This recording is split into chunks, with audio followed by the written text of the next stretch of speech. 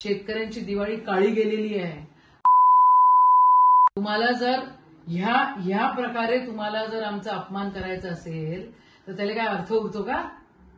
तुम्हाला जर काय किराणा द्यायचा असेल, काय करायचं असेल तर शेतकऱ्यांच्या घरी जे त्यांचे पैसे दिलेले नाहीयेत ते द्या ना तुम्ही। हे काय लावलेलं आहे भानगडी? आणि हे भैया आणि भाभी अवकातीत राहायचं। मी काय पहिल्यांदा पडली नाही आणि मी पडली, निवडून आली, नाही निवडून आली, मंत्री झाली, अजून काय झाली तरी माझ्या स्वभावात कधी फरक पडत नाही। मी माझे पक्ष बदलत नाही, मी सरड्यासारखे रंगही बदलत नाही।